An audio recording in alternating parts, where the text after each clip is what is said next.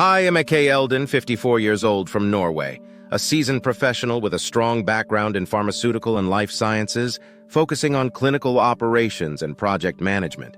With expertise spanning across strategic planning, team leadership, and operational excellence, Aake has contributed to advancing medical science through innovative project management strategies. Welcome to the Dunning-Kruger paradox, why overconfidence can be good for you. This presentation endeavors to present a multifaceted perspective on a phenomenon that has captivated public and scholarly attention alike, the Dunning-Kruger effect. While most discourses focus on the detrimental aspects of this cognitive bias, this volume aims to explore its brighter side. The conventional wisdom on Dunning-Kruger. The Dunning-Kruger effect is named after psychologists David Dunning and Justin Kruger, who first elucidated this cognitive bias in a 1999 paper. Traditionally, the Dunning-Kruger effect refers to the phenomenon wherein individuals with low levels of competence in a particular domain overestimate their abilities, while those with high competence may underestimate their prowess. In popular imagination, it often serves as a cautionary tale, warning of the perils of overconfidence and ignorance. A novel exploration, the positive aspects of the Dunning-Kruger effect. However, what if the Dunning-Kruger effect is not entirely detrimental? What if this cognitive bias, often framed as a pitfall, harbors potential benefits that have been overlooked? This book aims to explore just that. Backed by empirical studies, interdisciplinary research, and real-world examples, we will unravel the instances where overconfidence and a skewed self-assessment can actually work to your advantage. We will examine how it impacts motivation, facilitates learning, drives entrepreneurial spirit, and even contributes to personal well-being and societal progress. In embracing the complexities of the human mind, we aim to provide a balanced and nuanced view that moves beyond the usual one-dimensional interpretations. The journey ahead promises to be both enlightening and provocative as we venture into unexplored territories of a well-known psychological landscape. Definition and origin. The Dunning-Kruger effect was first formally identified in a seminal 1999 paper by psychologists David Dunning and Justin Kruger titled Unskilled and Unaware of It, How Difficulties in Recognizing One's Own Incompetence Led to Inflated Self-Assessments. Their research posited that individuals with low levels of skill or knowledge in a particular domain are not only poor performers but are also incapable of accurately evaluating their own competence or lack thereof. Conversely, highly competent individuals tend to underestimate their abilities, often because they assume that tasks easy for them are easy for everyone. Traditional interpretation. The traditional interpretation of the Dunning-Kruger effect is cautionary. It serves as a warning against the hazards of overconfidence, especially in domains where an individual lacks expertise. This cognitive bias has been invoked to explain everything from poor decision-making in business settings to the propagation of pseudoscience. It is often cited in educational frameworks, as well as in critiques of public figures who display unjustifiable confidence. Traditional interpretation of the Dunning-Kruger effect. A cautionary tale. The Dunning-Kruger effect has primarily been interpreted as a cautionary psychological phenomenon that warns against the perils of overconfidence in the absence of genuine expertise. The original 1999 study by Dunning and Kruger highlighted how individuals with low levels of competence in a particular domain often overestimate their abilities, which can lead to poor decision-making and a resistance to learning. Slide 2. Real-world examples. Business settings. In the world of business, the Dunning-Kruger effect can manifest in catastrophic ways. For instance, the collapse of Enron can be partially attributed to executive overconfidence, where a lack of understanding of the complexities of financial instruments led to poor decisions and the company's downfall. Pseudoscience. The propagation of pseudoscience offers another illustrative example. Individuals who read a few articles on the topic may feel confident enough to challenge established scientific consensus. The anti-vaccine movement is a case in point. Lay people with limited scientific training but high confidence levels question the efficacy and safety of vaccines, disregarding overwhelming scientific evidence to the contrary. Educational context. In education, students who overestimate their understanding of a subject may not engage in the deep learning required for genuine expertise. They may skip foundational lessons, believing they are advanced enough for more complex material, leading to gaps in knowledge that could undermine future academic performance. Public figures are not immune to this effect either. Politicians who overestimate their grasp of complex issues can make poorly informed decisions that have wide-ranging societal consequences. For example, some leaders' early underestimation of the COVID-19 pandemic and their unjustifiable confidence in their country's preparedness contributed to delayed responses and greater loss of life. Critiques and frameworks academically, the Dunning-Kruger effect has been cited in frameworks that seek to improve decision-making and foster a culture of humility and ongoing learning. Peter H. Kim et al.'s 2004 paper, When Overconfidence is Bad for Business, is an exemplary piece that frames the Dunning-Kruger effect within organizational contexts, warning against the systemic risks posed by overconfident employees and leaders. In summary, the traditional interpretation of the Dunning-Kruger effect serves as a potent reminder of the dangers of unwarranted self-confidence. It urges us to constantly reevaluate our competencies and be open to the wisdom and expertise of others, thereby promoting more informed and rational decision-making processes. Untraditional interpretation of the Dunning-Kruger effect, a catalyst for action. Contrary to the traditional cautionary interpretation, an untraditional perspective posits the Dunning-Kruger effect as a catalyst for action and innovation. In this view, overconfidence is not always a barrier to success or accurate understanding. Rather, it can sometimes serve as a motivational driver that propels individuals to venture into new domains and undertake challenges. Real-world examples. Entrepreneurship. In the entrepreneurial realm, the untraditional view suggests that the Dunning-Kruger effect can be a boon. Overconfidence may lead individuals to take risks, such as starting new businesses or investing in innovative technologies. While some of these ventures may fail, others could succeed spectacularly, driving economic growth and technological advancement. The beginner's mind. In some interpretations of Eastern philosophy, the concept of beginner's mind, approaching life with openness, eagerness, and a lack of preconceptions, shares similarities with the Dunning-Kruger effect. Overconfidence might enable individuals to take on tasks that experts deem too difficult or risky, potentially leading to unexpected solutions or novel discoveries. Skill acquisition. Interestingly, the Dunning-Kruger effect can also be viewed as a facilitator for skill acquisition. When people overestimate their abilities, they are likely to engage with tasks that are beyond their current skill set. In doing so, they open themselves to productive failure, from which they can learn and improve. Social cohesion. Overconfidence within a group setting can be infectious and create a positive feedback loop.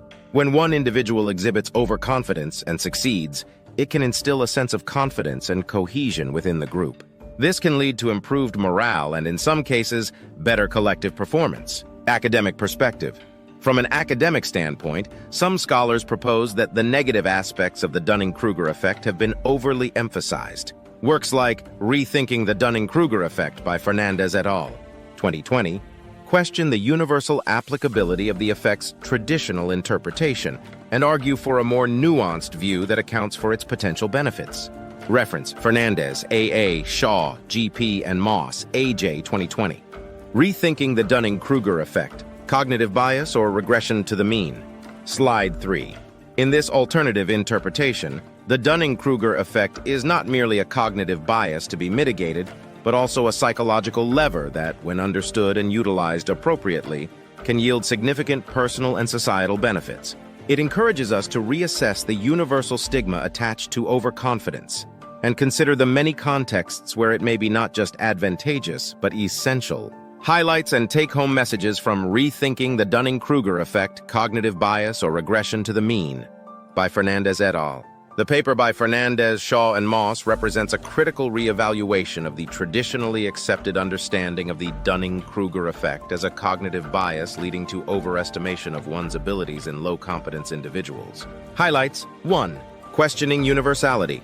One of the primary arguments in this paper is the questioning of the universal applicability of the Dunning-Kruger effect. It suggests that the effect may not be as pervasive in all contexts as traditionally believed.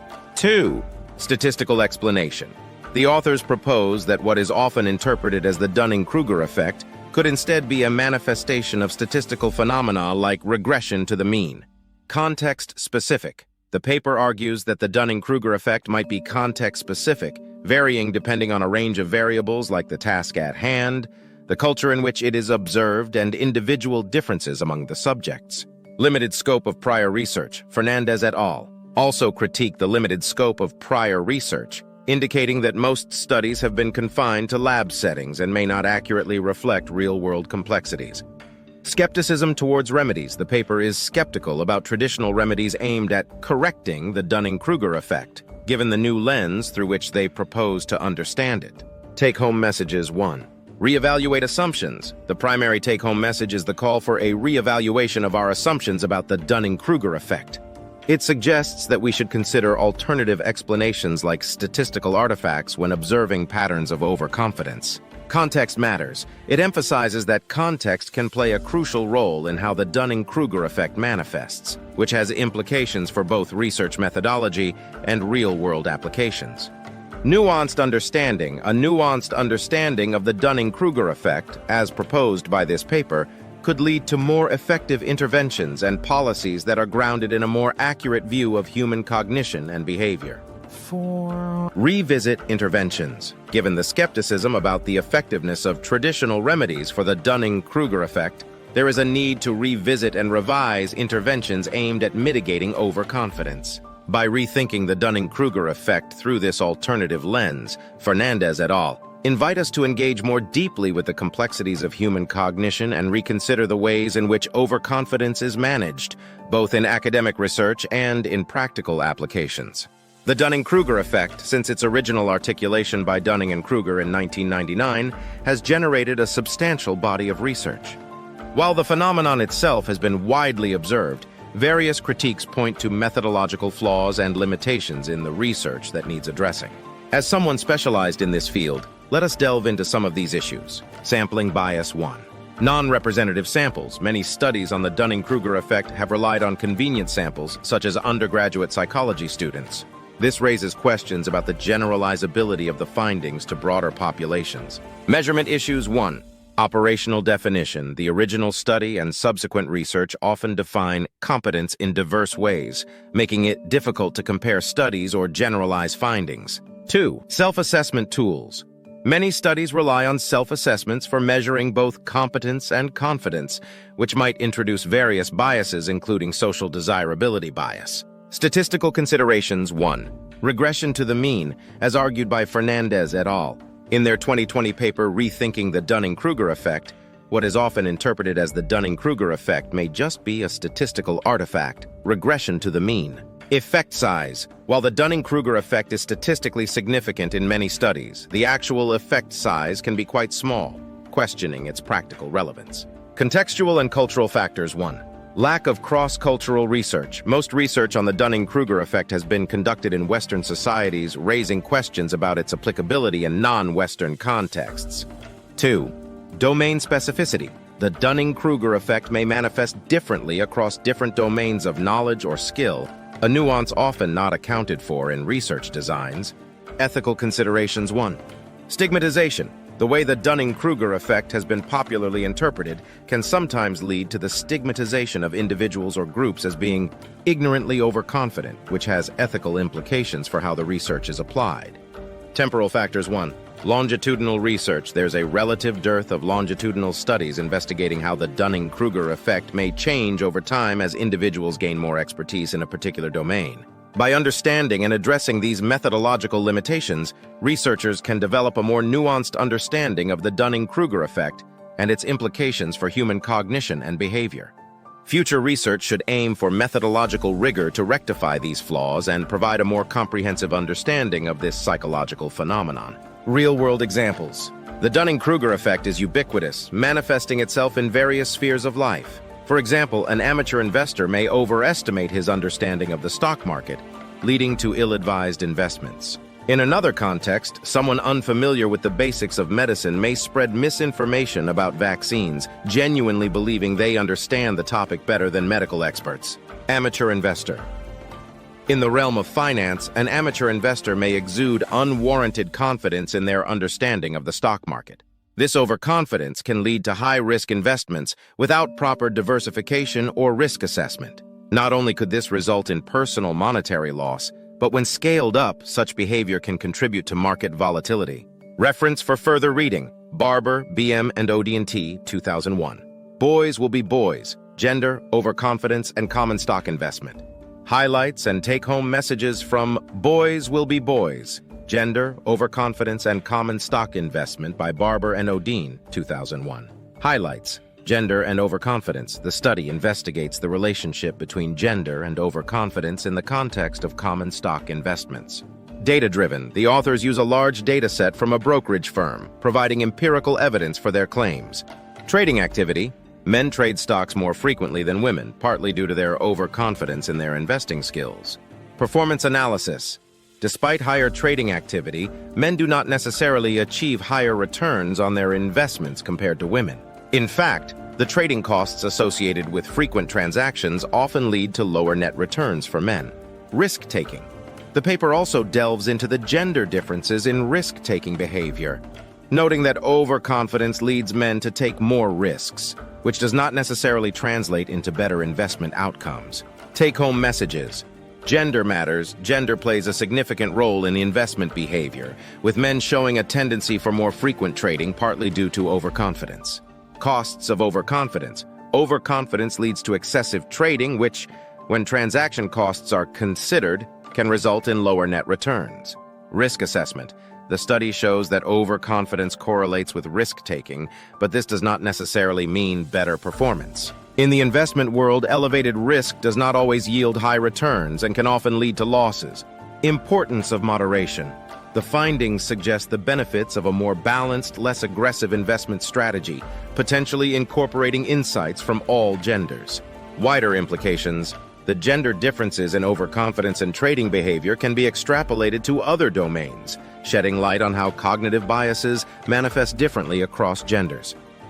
This seminal paper is not merely a study of investment behavior. It offers key insights into the psychology of decision-making and risk-taking, with broader implications for fields as diverse as economics, psychology, and gender studies. By showing how overconfidence can have detrimental effects on financial outcomes, it also serves as a cautionary tale that complements our understanding of phenomena like the Dunning-Kruger effect.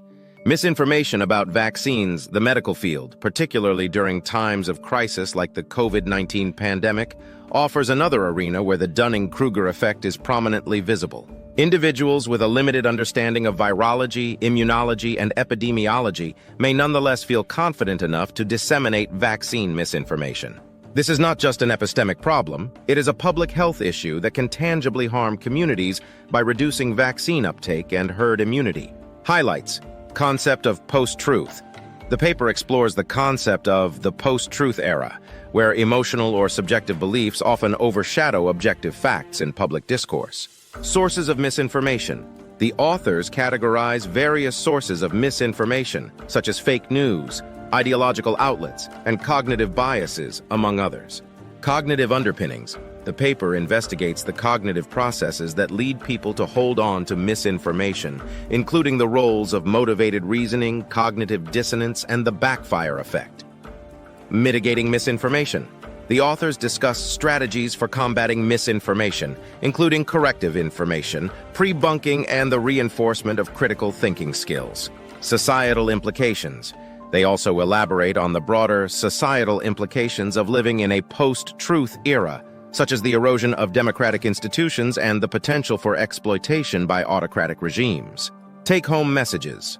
Recognition of the era. Acknowledging that we live in a post-truth era is the first step towards finding solutions to the problem of misinformation. Complexity of misinformation.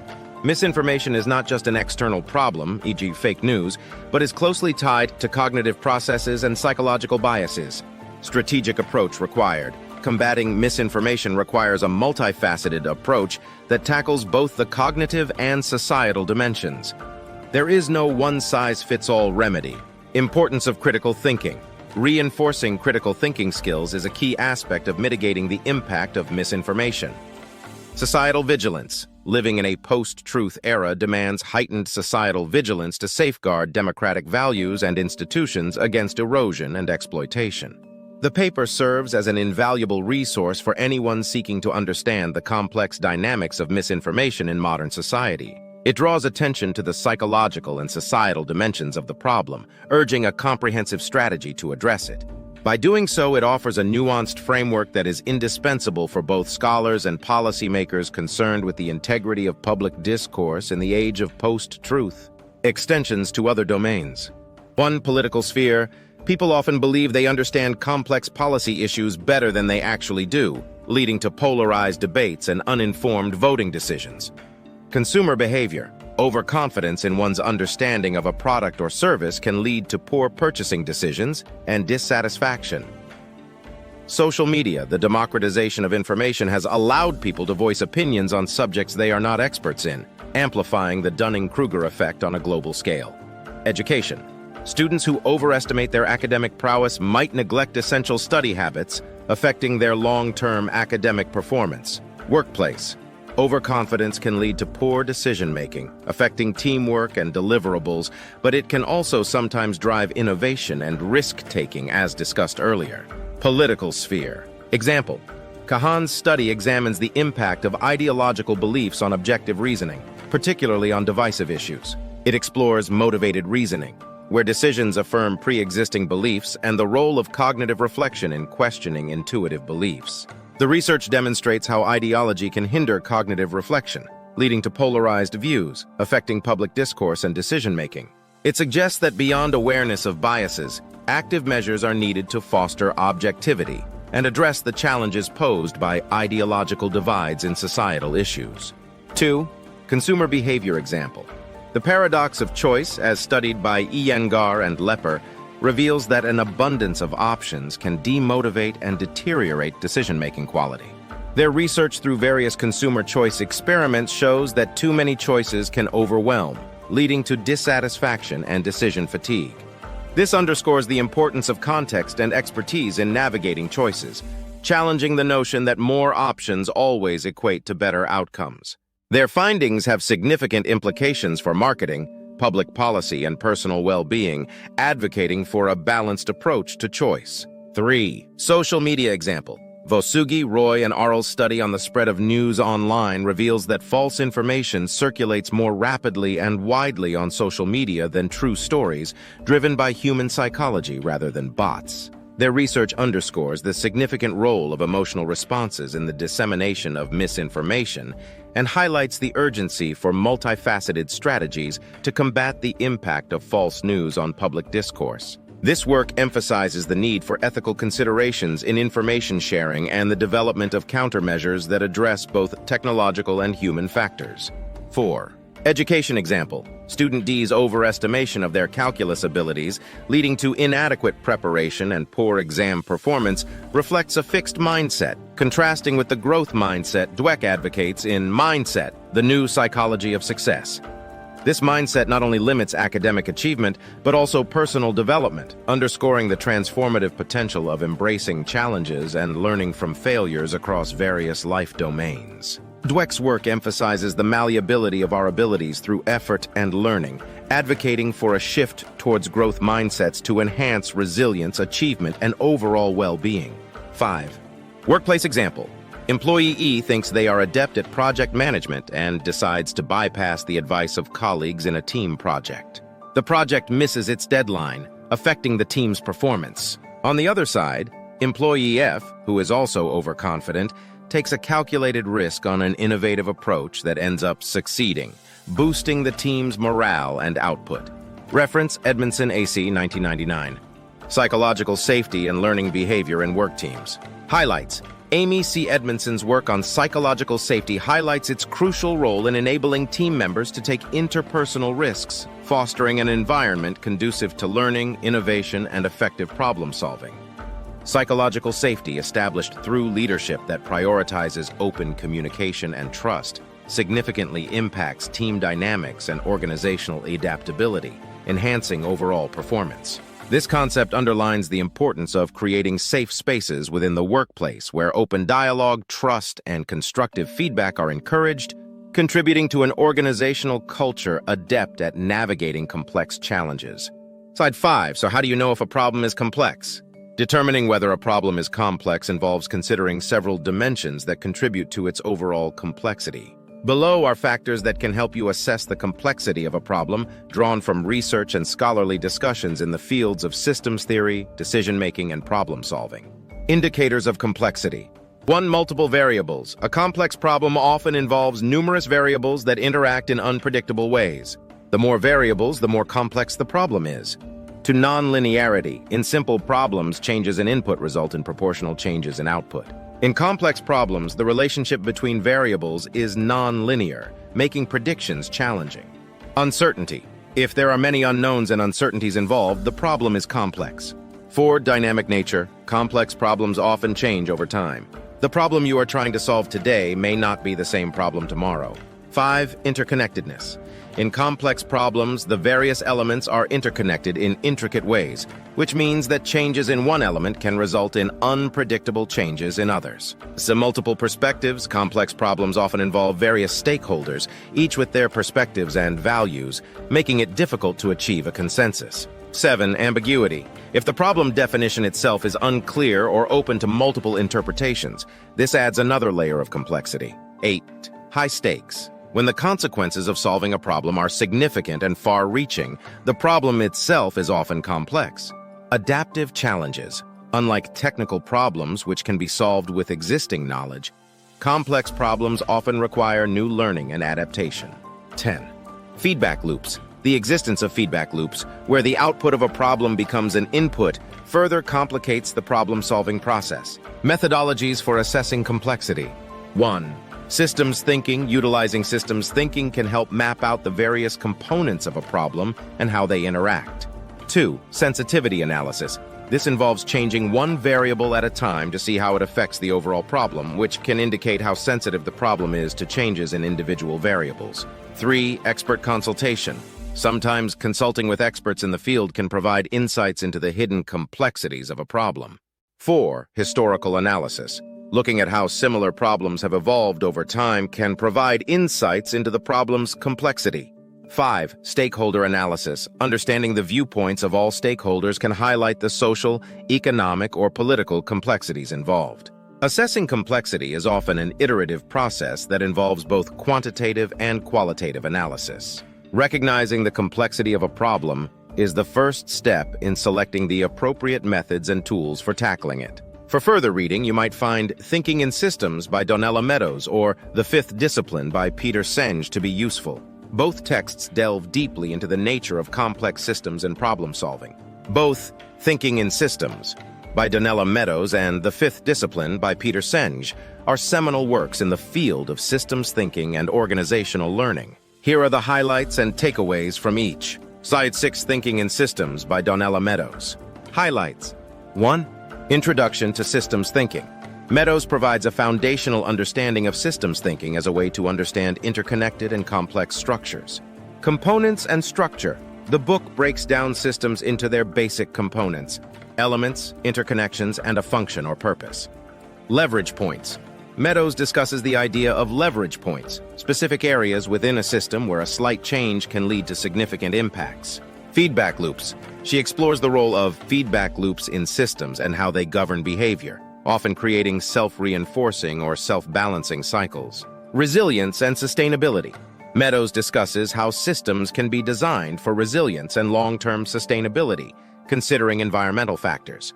Takeaways. Holistic perspective. Meadows argues for a holistic approach to problem-solving and decision-making as opposed to reductionism. Change is possible despite the complexities of systems. Meadows is optimistic that understanding systems better can help us identify opportunities for meaningful change. Intervention points. Understanding where and how to intervene in a system can lead to the most effective and sustainable solutions. The Fifth Discipline by Peter Senge. Highlights. 1. Learning organizations. Senge introduces the concept of a learning organization, one that continually enhances its capabilities to create what it wants to create. 5 disciplines. Senge identifies 5 core disciplines necessary for a learning organization: systems thinking, personal mastery, mental models, shared vision, and team learning. Carlos Alberto Pedroso on LinkedIn, SPE Workshop Digital. System archetypes. The book discusses common patterns or archetypes in systems that recur in different contexts, helping to predict behavior.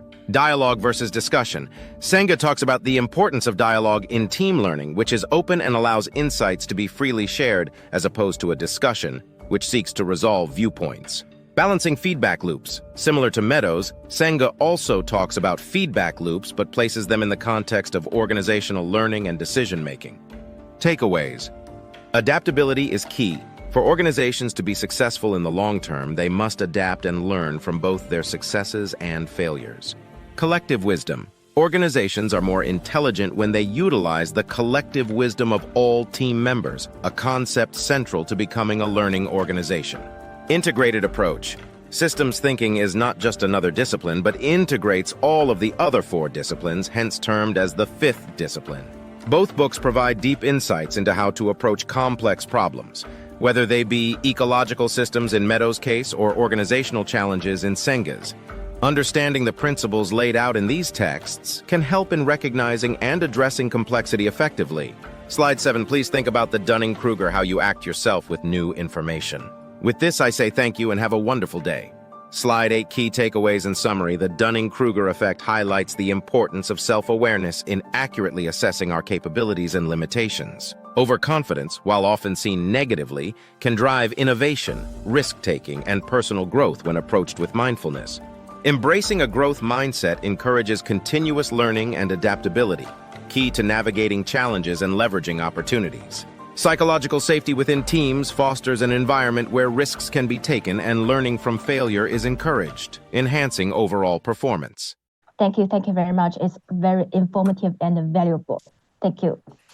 Thank you very much. And I also want to add that together with Tom Strand, we have been writing 4 books about the Dunning-Kruger, and we want to give away those books to the Society of TKM if they want to.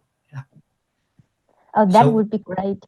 Yeah. I also sent you an email about this. Yeah.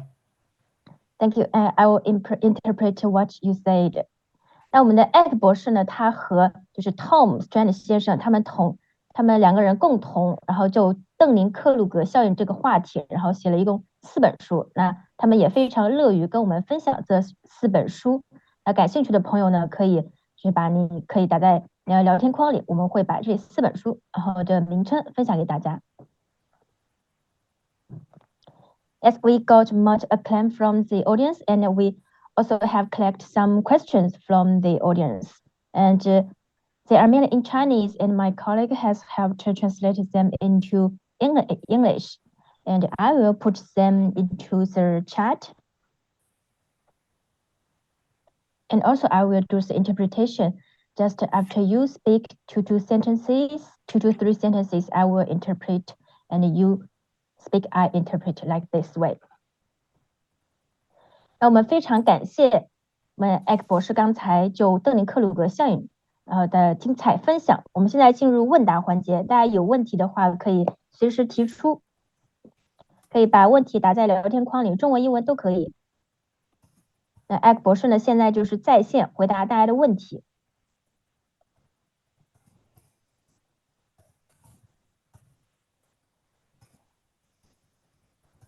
Okay, so first question. Okay, this is what I myself was wondering. Oh, sorry. Please.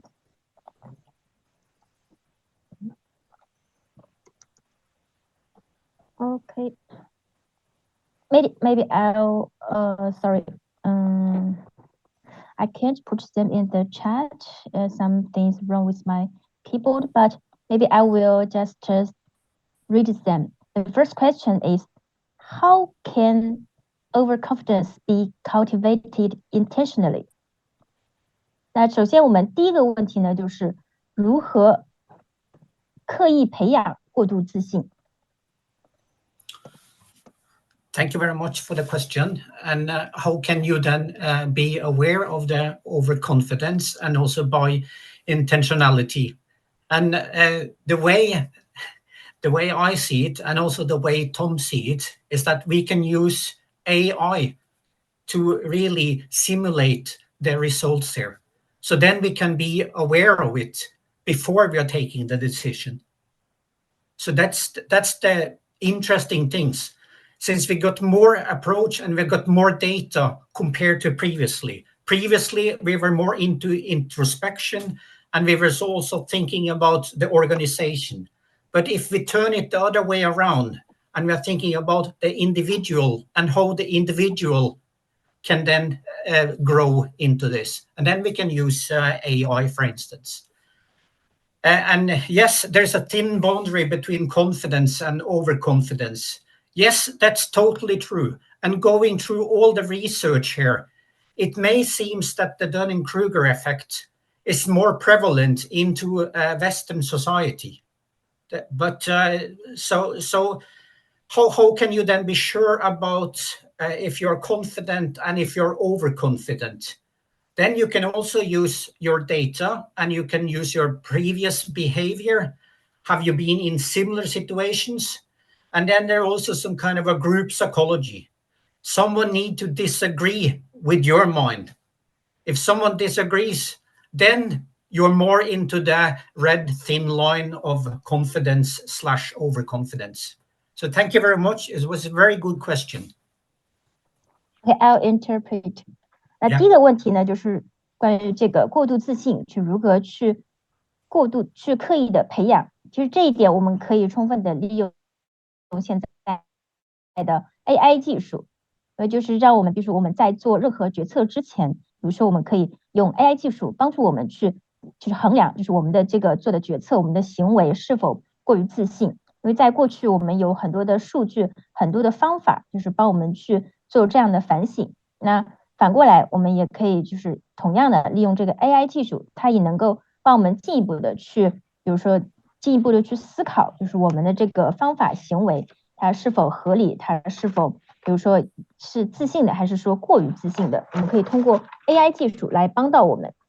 那第二个问题就是关于自信和过度自信，它是否有一个边界？那这个当然是有的，因为像过度自信，其实这个关于过度自信这个研究，其实更多的是主要是针对就是西方人的一个研究，因为它目前的话，其实并没有说在所有文化当中它都有这个邓尼克鲁格效应未必在用。那我们同样也可以就是通过我们自己过去我们自身的一些行为，就是我们的一些数据，然后去衡量你的这个可能行为啊，哪里是属于自信的程度，还是说过于自信的程度。从心理学层面上，特别是我们看，比如说我们可能就同一个问题，然后是别人跟你可能有不同的观点，那在这个程度，就是通过别人你也能够意识到自己的这个自信程度是合理的，还是说可能是过于就是超了一定程度的。Okay, Thank you. I have another question. Yeah. Is there any correlation between overconfidence and age?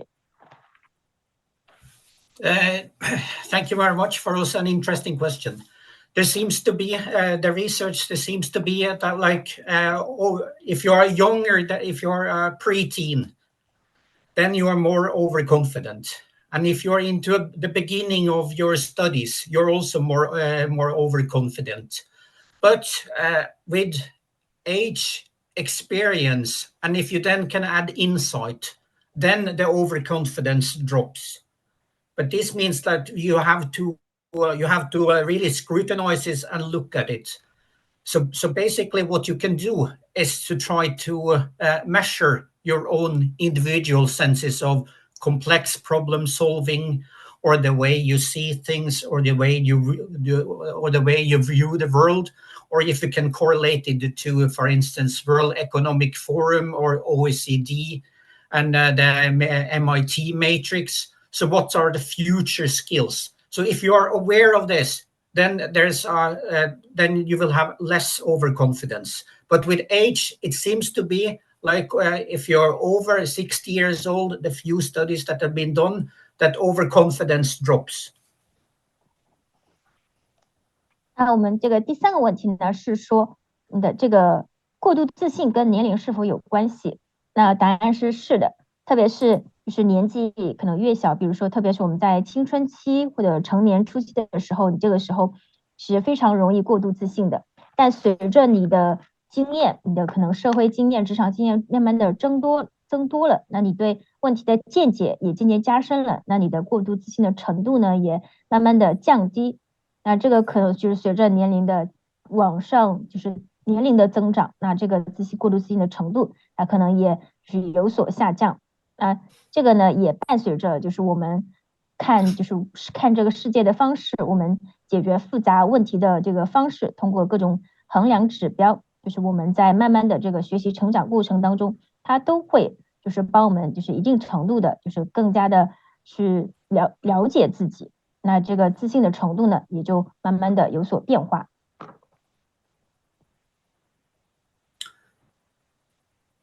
Yes, and here we have another question. Can overconfidence be contagious within groups or organizations? If yes, how? Yes, absolutely. And there are numerous companies that have gone into this mistake. And we can, for instance, say Kodak.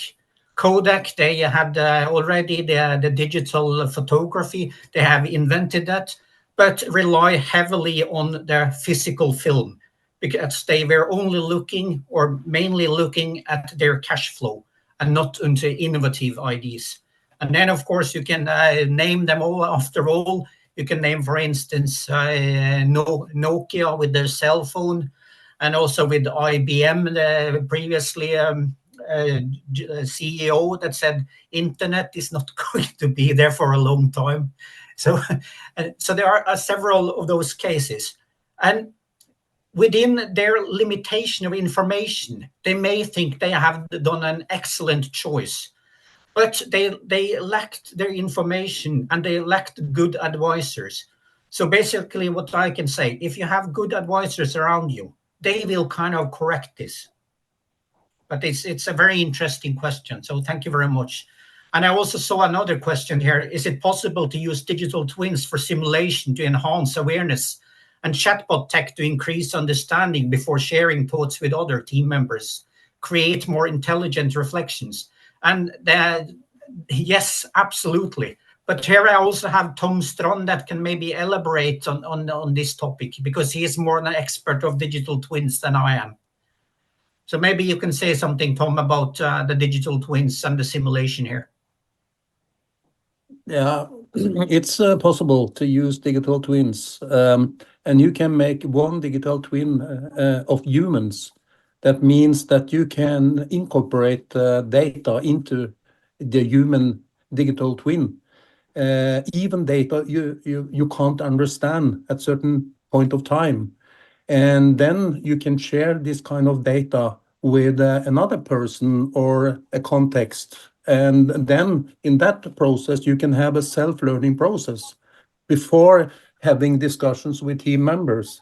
And you can do that upfront in order to reduce the decay effect, negative decay effects. So that's possible. And even the GPT is coming, you can increase your own understanding of a certain specific problem. And then you can take that kind of intelligence with you into the team and create more collective intelligence, because I think that is very important to do innovation and create sustainability, because you can't do that by yourself. So it's possible, technology is mature, and you can just apply it. So thank you. That's a little bit. Thank you. 那这里一个问题就是在团体或组织中过度自信是否会传染？那答案当然是的，因为是从过去到现在，特别是我们进入互联网时代，我们可以在很多的公司，大家都能看到这种过度自信的现象。然后可能大家比如说，特别是有的人我们可喜欢，比如说像现在大家喜欢拍视频啊，或者是尽情的去展现自己啊。那这种呢氛围呢，可能在群体组织中，它是会就是让其他人可能有一种从众的心理，大家都能够去采取这种比较新兴的方式，那这样也能够提升大家在组织里的这个凝聚力。那因为在我们有时候过度自信的时候，是因为个人他所具备的就是信息知识可能有限，然后他呢也可能做不出非常一些棒的选择。那在有的时候，我们其实是需要一些，比如说好的就是引导者或者好的导师，然后建议你的在过度自信的时候，能够帮助你有一定程度的改善。如果说你身边有这样的一个人的话，或者是大家相互之间可能也是帮你去做一个调整的话，这样呢是更有利于这个组织里大家共同的成长，更有助于这个氛围，组织的氛围。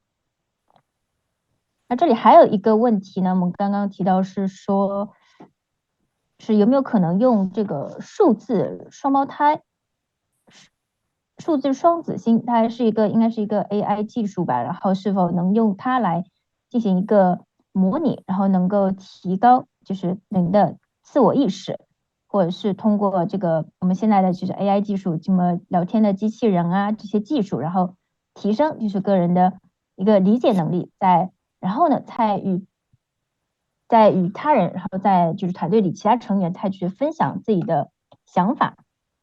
这样也是可以的，就是我们可以就是先借助一下这个 AI 的技术，然后呢，能更加提升自己的这个自我意识。这个也是通过这个也是充分利用 AI 技术，帮我们能够提升一个自我学习，就是通过 AI 让我们先自我学习，然后提升在这个基础上，我们再跟就是团队的成员进行讨论。这个是可以的，就是我们AI 技术的一个庞大之处，大家可以多多的去利用我们现在当下流行的这些 AI 技术，它包括是 ChatGPT 这些东西。Okay, maybe we also have another question. How can organizations harness the benefits of overconfidence while minimize the risks? Thank you very much for that question. They can form individuals that are more overconfident and kind of assess them so they can make up new ideas and be innovative. But then you have other team members that kind of regulates them, that kind of say, okay, here is how we are making the decisions, and here is also what kind of boundaries or what kind of assessment systems we're supposed to use. So this is like the team rules you put up into the organization. If you put up the right team rules into the organization, I believe that each organization and each individual can learn by him or herself. And that's really the beauty of it, because you need people to take risks. If you don't take risks, sometimes then you are losing the innovative edge. So then you need to have you need to assess the team and the group members inside of the team to kind of utilize and to scrutinize who are the risk takers, what are the other roles, and how do you assess them towards World Economic Forum and future skills, or maybe kind of push it even further. Because you also say into this team, you have AI. So AI is also your companion into this team. And that you also need to take in account. That would be my answer. So thank you very much. Excellent question. 这个很棒的问题啊！这个问题是组织如何在最小化风险的同时，又能够利用过度自信带来的好处。那这个呢，组织它可以就是建立一个衡量机制，这个衡量机制可以就是测量出就是组织里他不同的人所扮演的角色。比如有的人他可能是就是喜欢就是敢于冒险和创新的人。那对于这种的情况呢，我们会就是在组织内呢，也要就是去多加的鼓励。那在组织内部，我们可以就是建立一个比如说规则，一个界限，就是告诉大家，我们就是在这个组织里面，我们大家要多就是敢于冒险，敢于鼓励创新，促进就是让大家去更开放的交流，就通过这样就是思想想法的多样性。那同时呢，我们也建议就是大家利用这个 AI，因为 AI 是我们也是很好的伙伴，就是在 AI 的陪伴之下，我们在就是组织内部能够形成一个很好的一个比较创新和敢于冒险的文化，但同时呢，也要建立一定的规则来就是防止大家可能出现一些就是不加管制的、可能过于自信的一些比较鲁莽的这些行为。Thank you, and maybe we have the next question, and let me see. Yes. Can overconfidence contribute to resilience and perseverance in the face of challenges? Yes, the short answer is yes, absolutely. But that's also depending on the context. That's depending on what kind of organization, what kind of context, and also what's the output. If this is into the politics, then definitely there would be a problem. And the short answer is yes. But if you're trying to make something, then the answer is more maybe. That would be my answer. So thank you. 最后一个问题是我们就是在面临挑战的时候，这个过度自信是否就是有助于增强大家的这个毅力和韧性？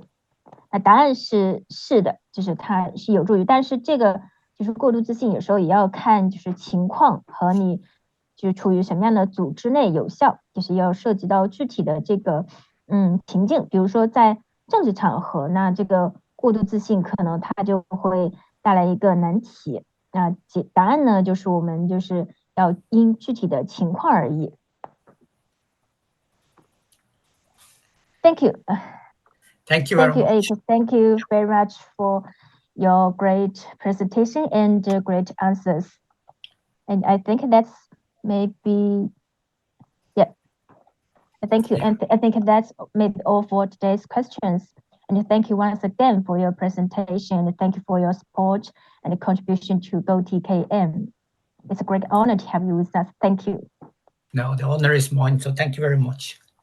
Thank you. So after the webinar, I will send a follow-up email about the number of viewers in total today. Thank you. Thank you very much. Thank you very much.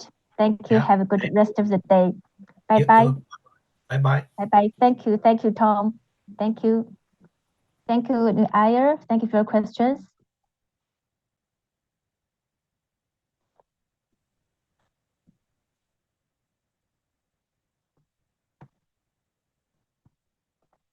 好，我们非常感谢我们 Aake 博士刚才非常精彩的演讲以及问答。那是本场讲座，如果大家想就是要本场讲座内容的回顾以及视频回放的话，可以扫这个屏幕上的二维码，然后可以去查看，可以去领取。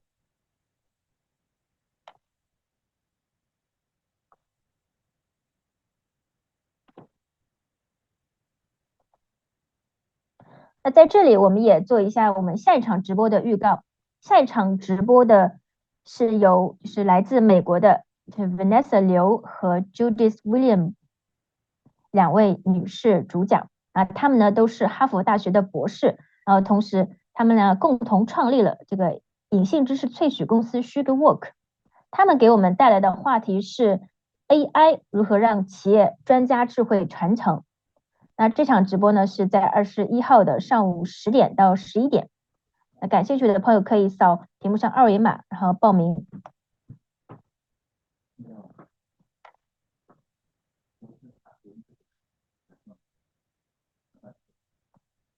那最后我们跟大家重磅分享一下，我们即将在今年的10月21号、22号在瑞士达沃斯举办第2届隐性知识管理达沃斯论坛。那此次论坛呢，我们有线下也有可以线上参与。关于这次论坛的具体的信息以及门票信息，大家可以点击进入我们的官方网址是 GO-TKM.org， 然后进一步了解。那现在的话，我们也提供了少量的优惠名额。那大家如果是有需要感兴趣的话，可以扫这个下方的二维码，然后获取我们的报名优惠。因为我们是限时而且少量。就是大家就是先到先得。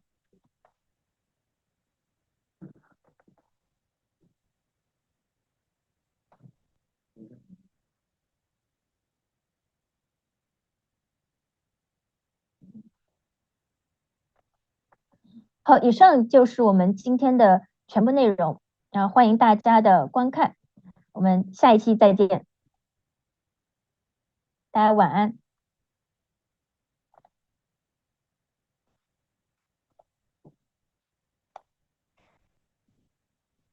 嗯。